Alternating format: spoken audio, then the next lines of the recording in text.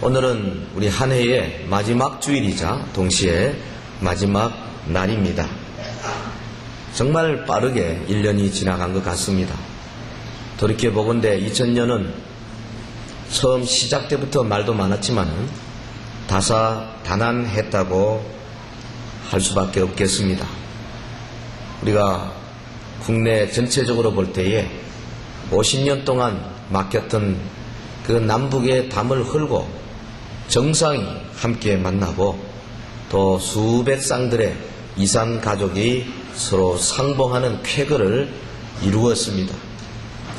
시드니 올림픽에서 남과 북의 선수들이 손에 손을 맞잡고 입장하는 모습을 보고 세계의 여러 나라 많은 사람들이 함께 박수를 치는 장면을 잊을 수가 없습니다. 우리 한민족의 수건이었던 노벨상을 금년에는 비록 그것이 평화상이었지만은 그래도 처음으로 받게 된 참 자랑스러운 해이기도 합니다. 하지만은 내적으로 우리가 얼마나 많은 갈등을 경험했는지 모르겠습니다. 각 부처의 이기주의와 또 서로를 감싸지 못하고 자기의 주장을 내세우는 여러 기관들과 조직들 때문에 한 해가 내내 술렁거리고 어려웠었습니다. 의학 분업이 그러했고 또 여러 구조 조정을 당한 금융기관이라든지 혹은 큰 회사들이 때로는 도산하고 혹은 정리를 당해야 되고 어려움을 당하는 한 해였습니다. 지역 감정 때문에 참 총선의 결과에 우리가 아연실색할 수밖에 없었던 우리 현 주소 우리의 모습을 우리가 친히 보았습니다. 온갖 부정과 부패와 굵직굵직한 비리들이 연이어 터져 나올 때는 이 나라가 어디로 가는가 우리가 정말 가늠할 수 없을 만큼 아슬아슬한 적도 많았습니다. 현재도 지금 IMF 위기가 완전히 끝난 것이 아니고 또 다른 위기가 오지 않는가 우려하고 있는 그런 때를 저희들이 갖고 있습니다. 교회적으로도 많은 일들이 있었습니다. 장로교들이 연합이 되기 위해서 여러 가지 암중모색 끝에 좀 집회도 가지고 성명서도 발표하고 교회들이 서로 갱신해야 한다는 목소리가 높아서 우리 교단만 하더라도 이 교회 갱신협의회가 이제 열심히 운동했던 한 해입니다. 각 교단마다 이러한 개혁과 갱신을 향한 몸부림이 지금도 계속되고 있습니다.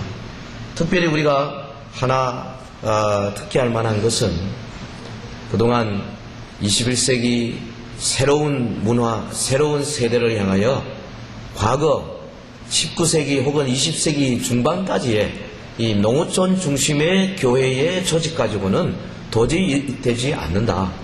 앞으로 얼마 있잖아. 전 세계 65%가 도시 인구가 되는 이때에 다변화된 도시, 다변화된 문화권을 따라잡기 위해서는 교회가 과감하게 구조를 바꾸지 않으면 안 된다 하는 운동이 저 유럽에서 미국에서 몇 년 전부터 아주 크게 일어나고 있는데 금년에 마침내 우리나라에도 이러한 운동이 이제 상륙을 해서 벌써 서울에서는 많은 교회들이 이런 쪽으로 가닥을 잡고 있습니다.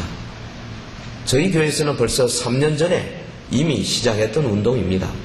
그런데 하나님께서 우리 교회에 여러 가지로 많은 은혜를 주시고 앞으로 나갈 길을 이제 보여주셨다고 생각합니다. 우리 교회는 지난 한 해 동안 각 사역국을 중심으로 해서 하나님이 주시는 사역을 열심히 하려고 했습니다. 교회의 5대 기능이요 사명이요 목적인 예배와 전도 선교 그리고 사회 봉사와 특별히 양육과 성도 간의 친교의 여러 영역에서 우리가 예산도 투입할 뿐 아니라 많은 일꾼들을 발굴해 냈었습니다. 하나님께서 우리를 축복해 주셔서 이제 여기 보시는 것처럼 중강단도 새롭게 단장을 하고 또 우리 성도들이 함께 교제할 수 있는 식당도 굉장히 큰 친교의 장으로 마련할 수 있게 되었습니다. 특별히 영적인 면에서 우리 교회는 새로운 가치관을 정립하기 위해서 눈에 보이게 보이지 않게 노력해 왔습니다. 제가 수요일 밤마다 줄기차게 이 가치관 정립을 위해서 오랫동안 메시지를 해왔습니다. 아마도 여러분이 수요밤에 계속 참석하신 분들은 보통 다른 설교와 달리 오늘 우리 교회가 당면하고 있는 개혁되어야 할 혹은 우리가 알지 모르고 지나가는 여러 가지 부족한 점들에 대해서 우리 자신을 성찰하는 기회가 있었으리라고 생각합니다. 교회가 또한 우리 교회의 영적인 이 현 주소를 진단하기 위해서 몇 년 전부터 독일에서부터 개발된 이 자연적 교회 성장 Natural Church Development 이 연구소에 의뢰해서 우리 교회의 영적인 현 주소를 진단을 받았습니다. 그 결과 우리 교회의 최대치는 성도들이 모여서 함께 교제를 나누고 예배하고 또한 전도하고 서로를 양육해내는 소그룹이 최대치로 나왔고, 최소치는 이 필요 중심적인 이 관계를 맺어서 전도하는 전도가 최소치로 나왔습니다. 우리의 최대치를 동원해서 최소치를 공략하는 것이 가장 효과적인 방법일 것입니다. 그래서 우리는 내년에 각 소그룹을 더욱더 활성화하고 이사의 구역의 비전을 더욱더 강화해서 거기에서 나오는 이 에너지를 가지고 오이코스 명단을 받아서 이제 적어도 1년 내내 전도에 치중을 해서 내년 11월에는 전도 초청 주간을 가질 예정으로 저희들이 계획하고 있습니다. 뭔가 달라져야 됩니다. 우리 그리스도인들이 세계를 향해서 뭔가 보여줄 것이 있어야 할 것입니다. 성경이 우리에게 뭐라고 말씀하고 있습니까? 오늘 너희는 어떠한 존재냐? 오늘 너희는 어떻게 살아야 하느냐? 끊임없이 성경이 우리에게 제시하고 있습니다. 우리가 어떻게 한 해를 깨끗하게 마무리할 것인가? 정말 우리가 새로 오는 이 새해를 어떻게 힘있게 맞이할 수 있을 것인가? 이 시간에 주어진 본문을 통해서 우리가 같이 은혜를 나누기를 원합니다. 본문 골로새서 3장 12절을 제가 다시 읽습니다. 그러므로 너희는 하나님의 택하신 거룩하고 사랑하신 자처럼 긍휼과 자비와 겸손과 온유와 오래 참음을 옷 입고. 우리가 이 가는 해를 잘 마무리하고 새로운 해를 잘 맞이하려면 먼저 우리 자신이 어떠한 존재인가 하는 것에 대한 성찰이 반드시 있어야 합니다. 좀 어려운 말로 하면 우리의 정체성, 아이덴티티를 우리가 반드시 확인해야 할 것입니다. 본문 12절은 우리를 가리켜서 하나님의 택하신 자들이요, 거룩한 자들이요, 하나님께서 특별히 사랑하신 자들이다, 그렇게 말하고 있습니다. 먼저 우리는 하나님의 택하신 자입니다. God's elect, 하나님이 뽑아내신 자들입니다. 순전히 은혜로 하나님에 의해서 죽었던 자리에서 살아나온 자들이요, 순전히 은혜로 예수 그리스도의 복음을 받게 된 자들이요, 순전히 은혜로 예수 그리스도를 나의 개인의 구주요 주님으로 영접할 수 있는 믿음을 가진 자들이요, 순전히 은혜로 이 믿음을 따라서 하나님의 자녀가 된 자들인 줄 믿습니다. 우리 정체입니다. 저와 여러분이 어떤 존재냐? 하나님이 택하여서 하나님이 은혜로 하나님이 자기의 자녀로 삼아서 예수 그리스도와 함께 죽고 함께 살려내신 참으로 놀라운 특권을 가진 자들입니다. 본문에 사랑하신 자처럼 이라고 번역된 원래의 말은 사실은 영어의 as에 해당하는 말입니다. 뭐뭐으로서. 그러니까 너희는 하나님의 택하신 거룩하고 사랑하신 자로서 이러이러한 옷을 입어라. 훨씬 더 강한 뜻이지요. 하나님께서 우리를 그야말로 순수하게 우리의 어떠한 행위나 어떠한 하나님에 대한 헌신 따위를 보지 아니하시고 그냥 아예 태초부터 작정하시고 순전히 하나님의 기쁘신 뜻으로 우리를 불러내셔서 일단 받으시고 자녀로 만드셨다는 것입니다. 할렐루야. 할렐루야. 할렐루야. 찬양대. 할렐루야. 네. 할렐루야. 찬양대가 아멘을 제일 잘하는 것 같아요. 하나님의 택하신 자. 그리고 또 보면 거룩한 자 그랬습니다. 거룩한 자. 저와 여러분을 성경은 거룩한 자라 그렇게 말합니다. holy. 헬라말로 하기오스인데 이 단어는 되게 두 가지 뜻으로 쓰입니다. 하나는 우리의 그 품성이 거룩하다 이런 뜻으로 쓰이고 또 하나는 우리의 존재와 우리의 위치를 구별해냈다. 대개 두 가지 뜻으로 쓰입니다. 여기도 아마 두 가지 뜻으로 말씀하셨을 거예요. 다시 말하면 우리가 정직하고 우리가 깨끗하고 우리가 하나님의 자녀로서 정말 경건한 그런 모습의 거룩한 자요. 동시에 하나님이 우리를 하나님의 나라를 위해서 사용하시려고 따로 불러가지고 구별되게 세웠다는 것입니다. 우린 거룩한 자입니다.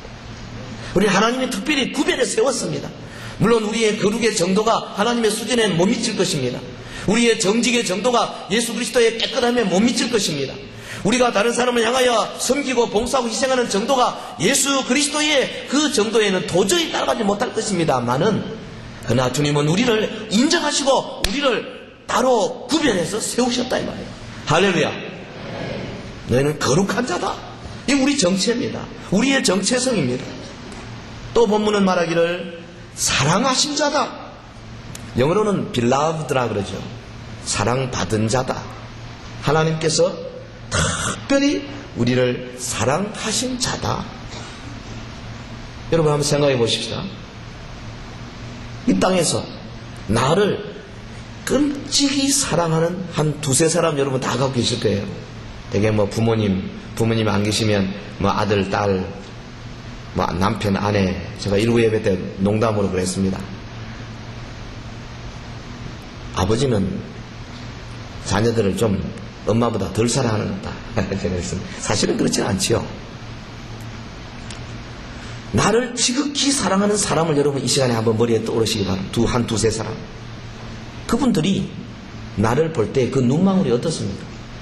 그분들이 나를 생각할 때 그들의 마음의 느낌이 어떻습니까? 나를 지극히 사랑하는 사람들이 나에게 말할 때 그 음성이 어떻습니까?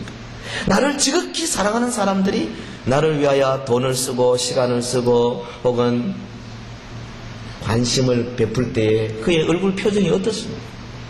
확실히 다릅니다. 비즈니스적으로 만나는 것이나 혹은 어떤 관계에서 만나는 그런 차원이 아니고 정말로 사랑하는 마음으로 우리를 위하여 자기의 시간과 물질과 노력을 아끼는 우리 어머니, 아버지 혹은 우리의 자녀들 혹은 우리의 남편, 아내 다릅니다. 그런데 하나님께서 우리를 사랑하시는 것은 여러분 세상에 우리를 사랑해주는 그 사람들의 사랑과는 비교되지 않는다. 세상 사람들은 대개 다 조건적입니다.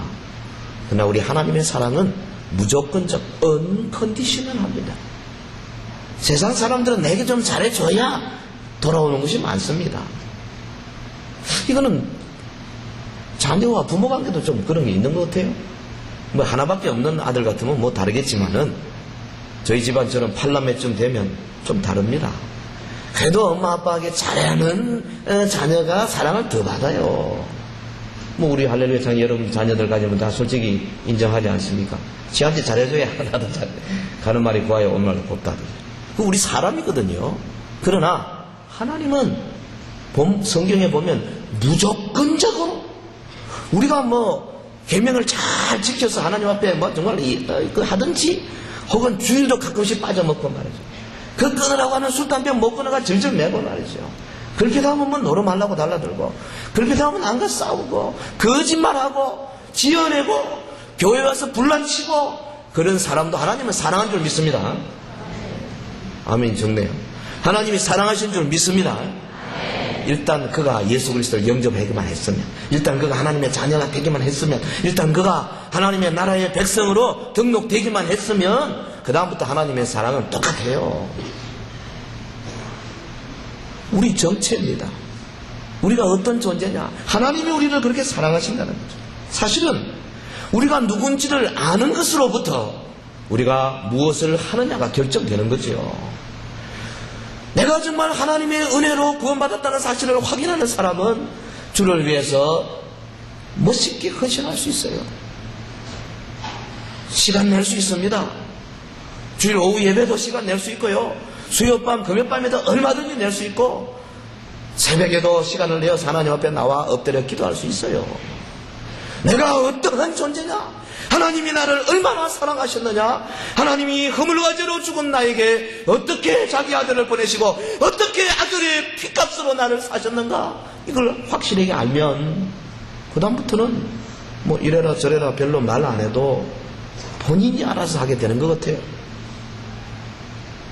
베드로전서 2장 10절에 그랬지 않습니까? 너희가 전에는 하나님의 백성이 아니더니 이제는 백성이 되었다. 너희가 전에는 하나님의 긍휼의 대상이 아니고 하나님께서 너희를 긍휼하게 여기지도 않았고 긍휼을 얻지도 못했던 너희들인데 이제는 긍휼을 얻었다. 그렇습니다. 오늘 우리의 존재는 이처럼 하나님께서 순전히 은혜로 구원해 내시고 우리에게 거룩한 옷을 입혀주셨습니다. 이 땅에서도 그리스도의 의로 살아갈 수 있도록 놀라운 특권을 주신 줄 믿습니다. 본문에 보면은 5가지 옷을 입었다 그랬어요. 거기 12절의 하반절에 보면 긍휼과 자비와 겸손과 온유와 오래 참음을 옷 입고 그랬어요. 사실은 옷 입으라는 말이지만은 그러나 원론적으로 보면 우리가 하나님의 택하신 자 거룩한 자가 되면 이미 우리는 긍휼과 자비와 겸손과 온유와 오래 참음을 옷 입은 자들 새로운 사람이 된 것입니다. 이제 우리의 남은 생애는 이 옷을 더 정교하고 더 깨끗하고 더 수준 높게 입어나가는 삶이 바로 우리 신앙생활이에요. 그런데 그냥 입은 것이 아닙니다. 일단 벗었어야 돼요. 옛사람의 옷을 벗었어야 돼요. 그게 어디 있느냐? 본장의 5절에 나옵니다. 5절 우리 같이 한번 읽겠습니다. 시작. 그러므로 땅에 있는 지체를 죽이라.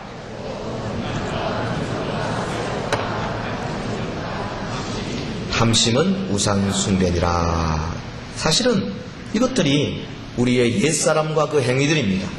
음란, 부정, 사욕, 악한 정욕, 탐심, 이런 옷들을 과거에는 입고 있었습니다. 그런데 예수 그리스도 우리가 만나고 그분으로부터 생명을 받고 이거 다 벗어버렸습니다. 이제는 새로운 옷을 입게 된 거죠. 여러분 사우나실에 가가지고 옷만 벗고 그냥 나오면 안 되잖아요. 뭔가 입고 나와야지. 그 입은 옷이 뭡니까? 긍휼과 자비와 겸손과 온유와 오래 참음의 옷을 너희가 입었다. 이제는 이거 더 잘 입어라. 우리의 정체가 어떤 자냐? 정말 우리는 이런 깨끗한 옷, 거룩한 옷을 입고 있는 자입니다.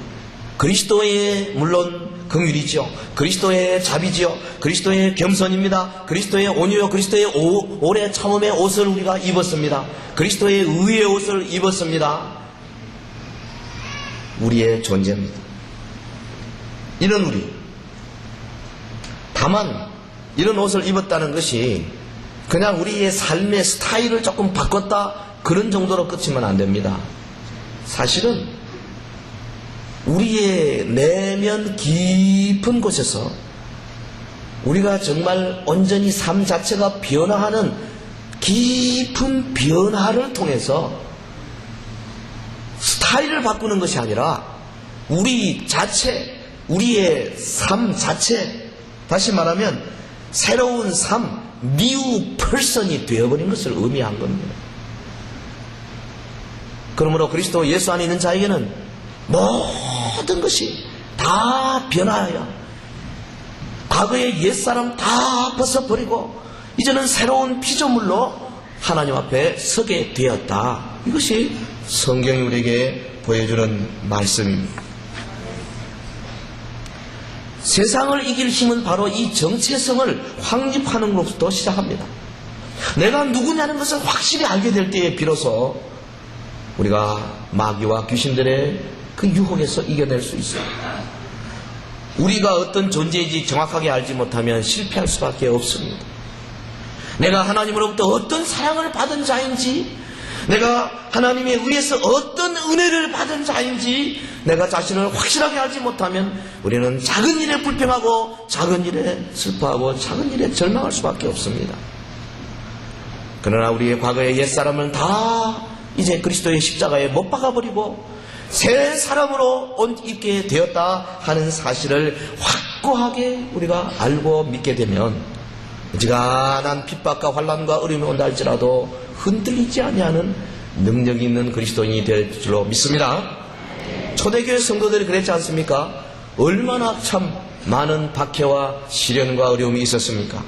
그런데 저들이 그것을 극복할 수 있었던 것은 무슨 외부적인 도움이 있어서가 아니라 그 자체로 나는 그리스도의 제자가 되었다, 나는 그리스도로 말미암아 하나님의 자녀가 되었다, 이 사실을 확실하게 믿었기 때문에 저들은 때도로 평생 동안 해를 보지 못하고도 얼굴이 하얗게 해골처럼 시들어가면서도 예수 그리스도를 믿는 이 신앙으로 이겨낼 수 있었던 것입니다.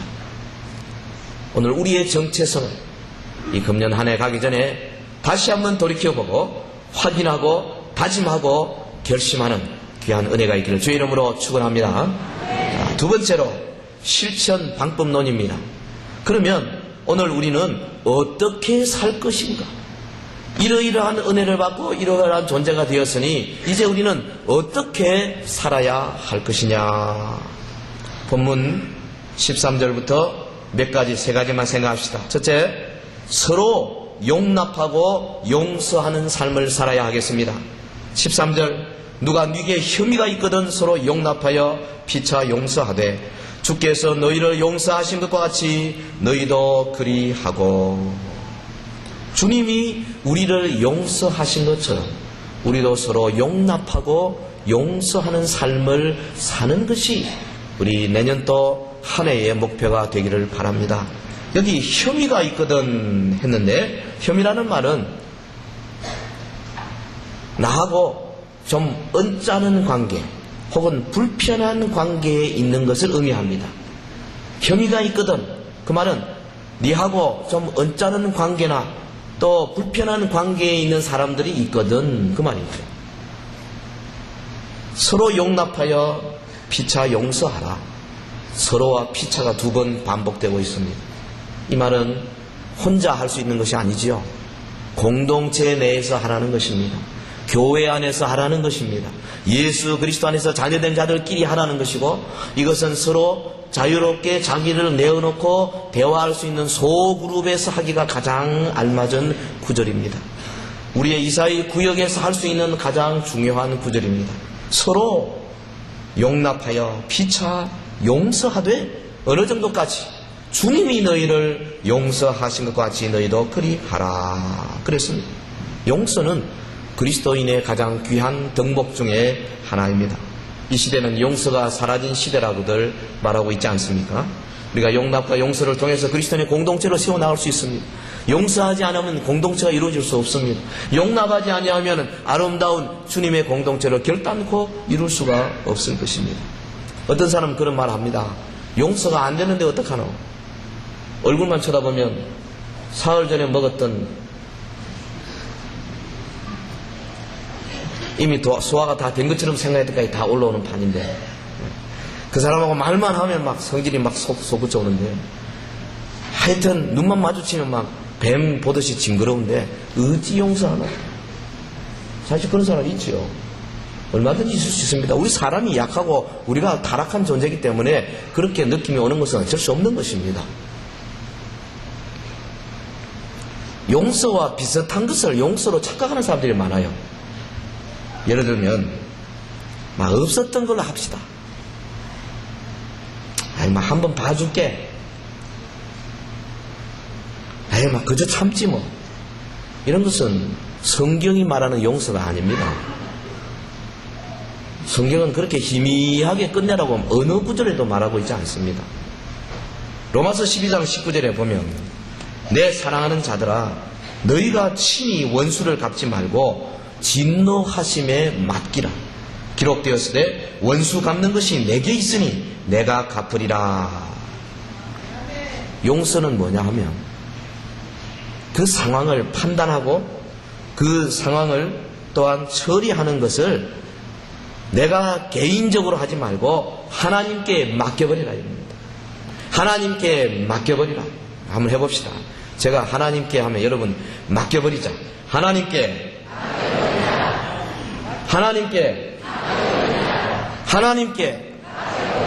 중요한 겁니다. 내가 다 들어지고 네가 나한테 이만큼 해, 네가 나한테 대로줘, 좋다, 내 말로 주겠다. 이건 그리스도인의 모습이 아닙니다. 원수 갚는 것은 내게 맡겨라. 하나님이 알아서 하시겠다는 거죠. 그러면 우리는 어떻게 해야 됩니까? 중보 기도하고 그를 위하여서 진실로 하나님 앞에 기도하기에 그 기도할 마음이 어떤 자세냐? A spirit of forgiveness. 용서의 영을 가지고 기도하고 용서의 영을 가지고 말하고 용서의 영을 가지고 그 사태를 해결하려고 노력하고 용서의 영을 가지고 쓰다듬으려고 노력하고 이렇게 해요.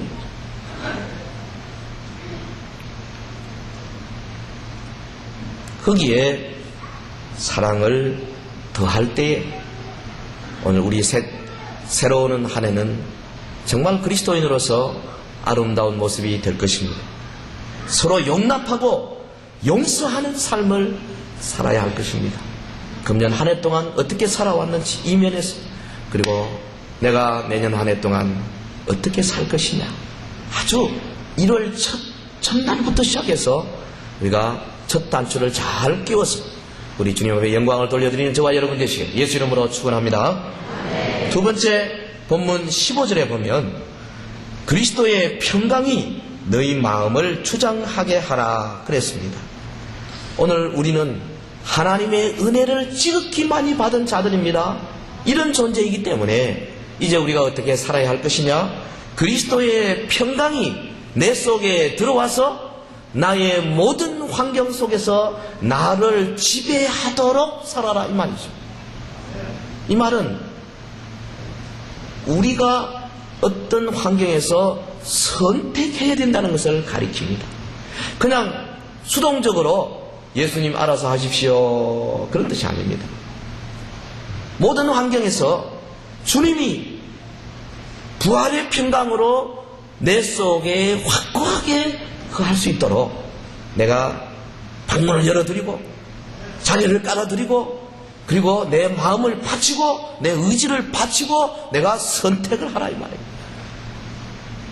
그리스도의 평강이 너희 마음을 지배하게 하라. 사실 그리스도의 평강은 세상이 주는 평화가 아닙니다.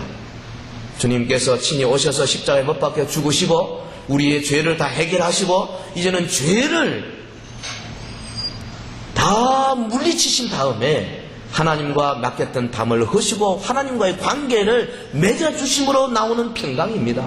하나님으로부터 오는 하늘의 평화입니다. 그러므로 이 평강이 우리 속에 들어와서 우리의 모든 삶, 주일만 아닙니다. 월, 화, 수, 목, 금, 토 여러분의 직장과 가정과 자녀관계와 친구관계와 혹은 대인관계의 모든 영역에서 내 속에 좌정하사 모든 결정을 좌지우지할 수 있도록 맡겨드리라는 것입니다. 왜 그렇습니까? 왜 우리가 그리스도의 평강이 우리를 지배하도록 맡겨드려야 됩니까? 본문의 그 이유가 보입니다. 15절 하반절에 너희가 평강을 위하여 너희가 한 몸으로 부르심을 받았나니 또한 너희는 감사하는 자가 되라. 한 몸으로 부르심을 받았다? 뭡니까? 교회로 부름받았다. 예수 그리스도의 몸된 교회로 부름받았다. 그렇기 때문에 각자의 마음속에 평강이 아주 확고하게 자리 잡아야 된다. 그 평강이 있어야 대인관계도 좋아지고 공동체를 이룰 수 있고 하나님의 영광을 나타낼 수 있다 이 말이죠. 그러므로 오늘 이 본문도 교회의 성도들을 보고 교회의 맥락에서 교회의 문맥에서 우리에게 주시는 말씀인데 교회도 어떤 그 세팅이냐 수천 명이 모여 수백 명이 모이는 이런 대그룹의 모임보다는 물론 여기도 없지는 않습니다만은 여러분 각 구역에서 서로 자기를 나타내고 내 속에 있는 평강을 통하여 상대방을 위로할 수 있는 그런 소그룹 공동체에 해당되는 말씀으로 생각합니다. 그러므로 구역이 중요해요. 여러분 구역을 통해서 내 속에 있는 그리스도의 평강이 나타나는 것을 보여줘야 하는 겁니다.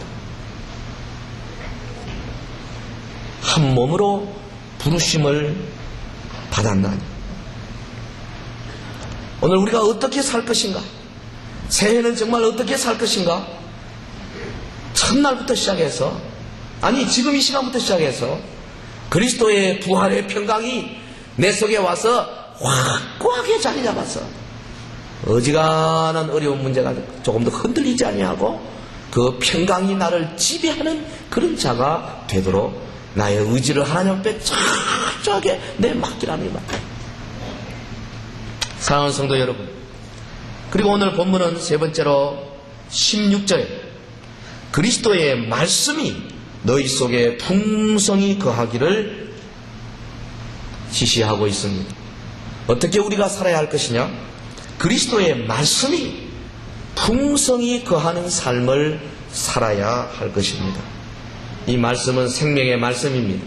이 말씀은 피 뿌린 말씀입니다. 이 말씀은 하나님의 성령이 붙들고 검으로 사용하는 말씀입니다. 이 말씀은 죽어 부활하신 예수 그리스도께서 우리에게 자신을 주시는 그 말씀입니다. 이 말씀을 통하여 우리에게 생명이 들어왔고 이 말씀을 통하여 우리의 과거의 옛사람 다 죽어버렸고 이 말씀을 통하여 새사람의 옷을 입은 바로 그 말씀입니다. 태초에 말씀이 계셨는데 이 말씀이 우리에게 빛이요 우리에게 생명이 되신 바로 그 말씀입니다. 그리스도의 말씀이 너희 속에 풍성히 거하는 그런 삶을 살아라. 이것이 참으로 중요한 말씀입니다. 여러분, 거한다는 말이 뭡니까? 영어의 dwell이라는 말, 이 거한다. 집을 생각하죠. 오이코도메오, 집이라는 말. 그 집에서 다리 쭉 뻗고 편안하게 배 두드리고 식사하고 마시고, 예? 저녁에 연속극 보고 식구들과 같이 즐거워하고 그거 하는 거죠. 여러분 집을 생각하면 틀림없어요. 그런데 내 마음에 내 영혼에 집이 있는데 거기에 누가 그렇게 안락하게 거해야 되느냐? 본문에 보면 그리스도의 말씀이 그렇게 거하게 하라는 말씀. 그것도 풍성히 거하게 하라. 이것도 우리의 선택입니다. 거하게 하게 할 것이냐 말 것이냐. 오늘 말씀을 받으면서 여러분 자꾸 딴 생각하고 내가 오면서 가스불을 잠갔나 안 잠갔나 대문을 잠갔나 이런 생각하고 계신 분은 말씀이 안 거합니다. 그 말씀 한마디 한마디 받고 내가 그렇게 살지 못할 것을 회개하고 정말로 새해를 살아야 되겠다 결심으로 아멘 아멘 하고 받아들이는 사람, 그런 사람의 의지를 통해서 말씀이 우리 영혼 속에 거하게 되는 거예요. 말씀이 아예 우리의 마음 밭에 들어와 가지고 둥지를 틀고 다시는 이사갈 생각하지 아니하고 그 말씀이요 그냥 쫙 퍼져 있는 것을, 그런 상태를 말하는 겁니다. 풍성하게 richly 부자같이 그렇게 거하도록. 예? 어떤 사람은요 말씀이 어떤 모습이냐, 말씀이 바깥에 와서 녹화합니다. 그래서 누군가 내다보면 이상한 친구가 왔었어요. 그래서 왜 그러세요? 예, 물 좀 가져왔는데요. 그 밑으로 집어여세요. 그냥 말씀이 일주일에 겨우 예배 시간에 설교 말씀 그저 몇 절 읽고 내 말씀 봤다. 그런 사람은 꼭 그와 같은 거예요. 방문도 열어주지 않고 대문도 안 열어주고 그저 뭐 문틈 사이로 그저 조금 받아먹는 사람. 그런 말씀이 그냥 잠시 왔다가 가는 그런 사람. 우리 그리스도인들 세 사람은 하나님의 말씀, 그리스도의 말씀이 둥지를 틀어가지고 내 영혼 속에 두 다리 쫙 뻗가녀서 뭐 내쫓아도 절대 안 나가려고 하는 자세, 그런 사람이 되어야 합니다. 할렐루야, 할렐루야. 암송해야 합니다. 공부해야 합니다. 읽어야 합니다. 읽고 또 읽고. 여러분 금년 한 해 성경 얼마나 읽으셨어요? 금년 한 해 여러분 성경 암송 얼마나 하셨어요? 일주일에 한 구절 암송하라 그러는데 보니까 안 하시는 분은 365일 52주 내내 내 평생 성경 암송 하는가 봐라 하고는 안 하시는 거예요. 막. 내가 민망해서 못 쳐다보고 있어요. 좀 암송도 좀 틀려도 괜찮아요. 저도 설교하고 나서 암송 갑자기 하니까 막 안 될 때가 많아요. 하지만 우리의 자세가 하나님의 말씀이 내 영혼의 집에 들어와가지고 온전히 완전하게 막 응접실, 안방, 예, 여러분 이제 식당, 또 뭐 아이들 공부방, 벽장 속에 있는 금고까지 완전 냉장고까지 완전히 말씀으로 가득 차야 되는 겁니다. 할렐루야. 풍성이 거해야 돼요. 이게 주님의 명령입니다. 그래서 교회는 딴 거 하는 거 아닙니다. 말씀을 어떻게 하면은 저들의 삶 속에 꽉 차게 만들어줄 수 있을까? 그래서 성장국 만들어서 뭐 하자 하는데요. 여러분, 아이고, 뭐 한두 개만 하지, 뭐 우리가 교회가 학교가 그런 말 항상 있습니다. 교회는 학교보다 훨씬 더 많이 배워야 하는 곳입니다. 여러분요, 본문 보세요. 예수님이 직접 하시는 말씀 아닙니까? 그리스도의 말씀이 너희 속에 풍성히 거하게 하라. 그러니까 전화 받을 때도 말씀이 막 여기서 이만해라 저만해라 자꾸 가르치고요. 사람 만나는데도 막 내가 무슨 말하고 싶은데 말씀이 이놈 이거 해라 저거 해라 자꾸 가르치고, 돈을 쓰려고 그러는데 하나님 말씀이 막 그거해가지고 그거 돈 쓰면 안 돼 이거 써. 교회 봉사하는데도 말씀이 내 속에서 자꾸만 밀어붙여가지고 안 하고는 견딜 수 없도록 만들어내고, 구역 모이는 시간 되면 안 가면 막 희쁘고 막 근질거려 도저히 견딜 수 없어요. 막 가게 만들고. 이 말씀이 하는 일이에요. 할렐루야. 말씀이 풍성히 거예요. 우리 사랑하는 형제 여러분들, 말씀이 풍성히 거하시기를 바라요. 이거는 저절로 되는 게 아닙니다. 내가 의지로 해야 됩니다. 아주 결심을 단단히 해야 합니다. 말씀이 너희 속에 풍성히 거하여. 왜 그렇습니까? 왜 그렇게 하라 그렇습니까? 본문 16절 하반절에 보면 그 이유가 나옵니다. 모든 지혜로 피차 가르치며 권면하고 시와 참여와 신령한 노래를 부르며 마음의 감사함으로 하나님을 찬양하게 하기 위하여. 그 말이죠. 이게 무슨 말이죠? 교회 생활을 의미하는 말입니다. 모든 지혜로 피차 가르치며, 자기 혼자 가르치는 게 아니에요. 말씀 많이 받아가지고 내 혼자 잘 먹고 잘 사는 게 아닙니다. 여러분, 성도들과 더불어 피차 가르치고, 피차 배우고, 피차 권면하고, 피차 격려하고, 피차 발시켜주고, 피차 세워주고 칭찬하고, 피차 밀어주고, 피차 서로 짐을 나누어지기 위하여 어떻게? 말씀이 풍성히 거하라 이 말이죠. 말씀이 거하지 않은 사람들이 사역한다고 나서면 그 사역이 뭐가 됩니까? 자기의 이름을 나타내기 위한 사역이 되고 말아요. 말씀이 풍성하지 않은 사람이 뭐 일을 한다고 나서면 그 일이 하나님께 영광이 안 되고 지 영광이 돼요. 말씀이 풍성히 거하여 피차 가르치며 권면하고. 이것도 피차 어디서 가르쳐 주십니까? 뭐니 해도 우리 교회 구역입니다. 이사의 구역을 통해서 피차 가르치며 피차 권면하고, 그리고 시와 참여와 신령한 노래를 부르며. 이것도 마찬가지. 손에 손잡고요, 시도 노래하고 찬미도 노래하고 신령한 노래도 부르는 그런 모임. 시는 시편이겠고, 어떤 사람은 찬미는 뭔가, 찬미는 시편보다 이제 조금 더 현대화된 찬송가고, 신령한 노래는 뭔가, 그건 복음성이다, 그렇게 말하는 사람이 있습니다. 그런데 사도 바울 시대는 복음성 없었어요. 그러니까 이 구절은 그런 뜻이 아니고, 그 당시 성도들이 찬송할 수 있는 한 크게 나눈 세 가지 영역이 있은 것 같습니다. 그렇다면, 그런 문맥을 받아들인다면 오늘 우리 시대에도 하나님을 우리는 오늘 시편을 암송하면서 찬송을 잘 안 하잖아요.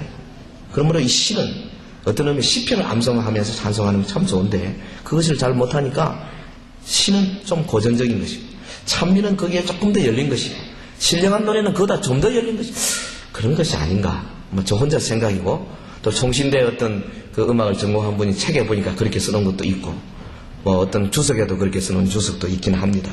어찌됐든 성도들이 하나님의 말씀이 가득해가지고 준비된 상태에서 모이면 저절로 시가 나오고 찬미가 나오고 신령한 노래가 나오게 되어 있다 이 말이죠. 여러분, 할렐루야 찬양자 여러분들요, 정말로 음악적으로 예술적으로 잘해주셨는데요, 그것도 정말 중요합니다. 그러나 그보다 더 중요한 것은 뭐냐면 하나님의 말씀이 가득해서 그 말씀으로부터 뽑아 나오는 자연스러운 시와 찬미와 신령한 노래가 우리 온 성도들에게 스며들도록 하는 것입니다. 할렐루야. 우리 온 성도들이 다 그렇습니다.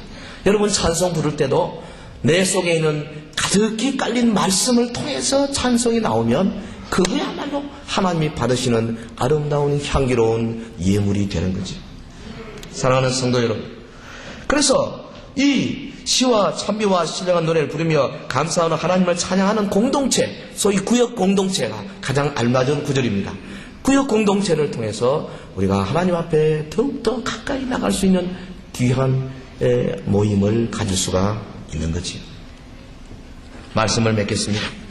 하나님께서는 이처럼 오늘 우리에게 많은 것을 보여주고 계시는데 이 모든 것 가운데 금년 한 해 제대로 하지 못했던 것들 돌아보시고 오늘 밤에 있는 송구 영신 예배를 통해서 우리가 하나님 앞에 낱낱이 다 아뢰고 이제 금년 한 해를 지내며 새해에 못다한 것들을 잘 계획하고 시작하는 은혜가 있어야 하겠습니다. 성도로서 내가 과연 옛사람과 그 행위를 벗었는가? 성도로서 내가 새사람과 그 행위를 입었는가? 옷을 벗고 입는 것은 너무나 분명한 사실입니다. 그리고 나는 나의 정체성을 확신하고 있는가? 내가 은혜로 구원받았다는 사실, 내가 그리스도의 십자가와 함께 못 박혀 죽었고 그리스도의 부활과 함께 다시 살아서 주를 맞이할 놀라운 소망을 가지고 있다는 사실을 나 자신 확신하고 있는가? 나는 지난 한 해 동안 용서와 용납과 그리고 그리스도의 평강이 지배하는 삶을 살아왔는가? 내 마음속에는 용서의 영이 얼마나 활활 타오르고 있는가?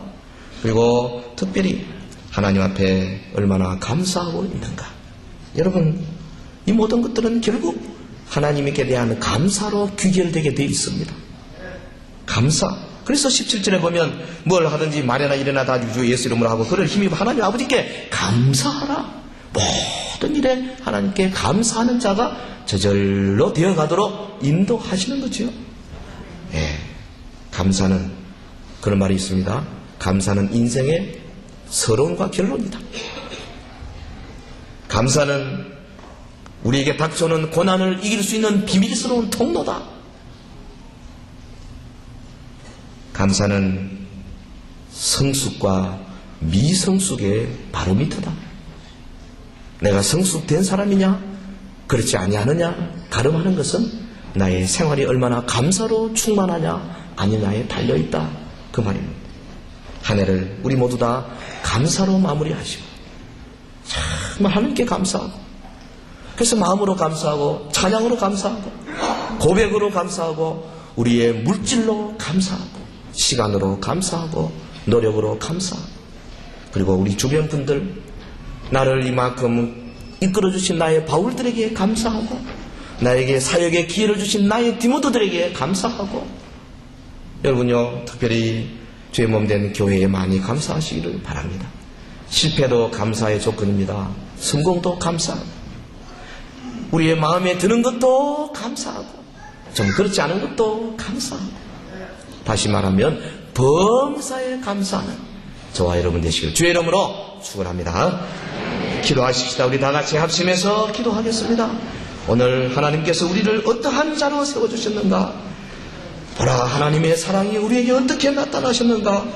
참으로 우리는 하나님의 은혜로 택하고 거룩하고 사랑하신 자 되었는데 우리의 모든 남은 생애를 정말 용서하고 감사하고 그리스도의 말씀이 온전히 우리의 마음을 지배하는 아름다운 삶이 되게 하옵소서. 우리 다 같이 통성으로 기도하겠습니다. 거룩하신 우리 하나님,